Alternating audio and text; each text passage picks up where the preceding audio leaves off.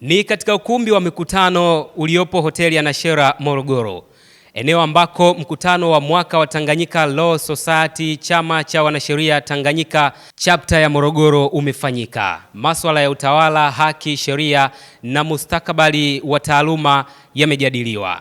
Na utakuwa ni uhai wa chama compound na moteva. Kama ni wanawake ile ndio moteva itakapokuwa. Mkutano huu umewakutanisha mawakili na wadau wa sheria kujadili mafanikio, changamoto pamoja na mwelekeo wa chama katika kuimarisha haki na utawala wa sheria nchini.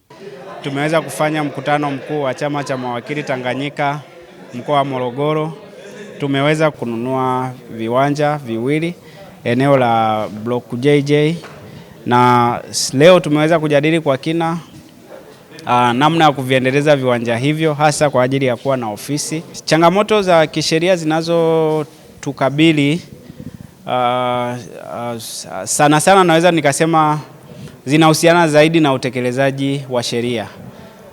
Changamoto kubwa, wananchi wengi tunaowahudumia wa msaada wa kisheria wanaonekana kwamba ni watu ambao kabla ya kufika kwa mawakili na kabla ya kufika kwenye chama chetu walishahudumiwa na vishoka wa uwakili na waliwaharibia shughuli zao au kesi zao.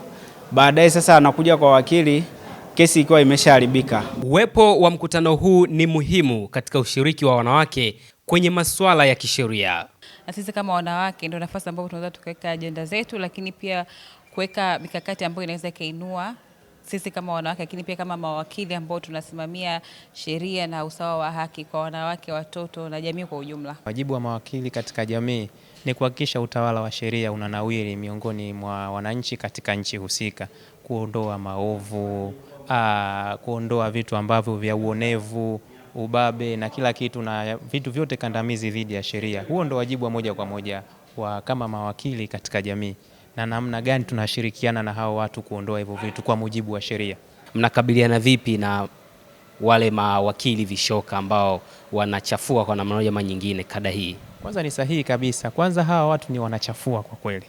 Unajua taaluma hii hata miongozo namna ya kuipata ilikuwa imewekwa kwa namna fulani ambao unaweza wakatoa mtu ambaye ni sahihi na muaminifu, pia mwenye taaluma na weledi wa kudili na hivi vitu vya sheria. Sasa wanapotokea hawa vishoka, moja kwa moja kwanza wanashusha hadhi ya mawakili na chama kwa ujumla, lakini pia wanawasababishia watu kutokufikia haki zao za msingi, kwa sababu kuna namna hawatafika isipokuwa tu na kuwadanganya watu na kujipatia hela kiulaghai.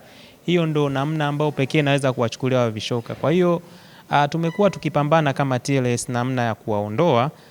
Na pia tunaona baadhi wakikutwa na makosa ya kijinai na kufikishwa mahakamani, kwa sababu ni kosa pia kisheria kwa mtu ambaye hajathibitishwa na kuidhinishwa kuwa wakili na akadili na mambo ya kiuwakili, moja kwa moja anakuwa sanctioned kwenye vyombo vya dola. Hivyo tumepambana nao. Kwa hiyo sisi kikao cha leo tunaongea jinsi gani tukaongeza tija kwa wananchi, sababu sisi kama wakili na pia kuonyana, lazima tuonyane kwamba jamani, kuna mtu anakosea wapi, tuwekane sawa vipi, na pia kuweza kuboresha huduma zetu za mawakili au huduma za wanasheria kwa wananchi.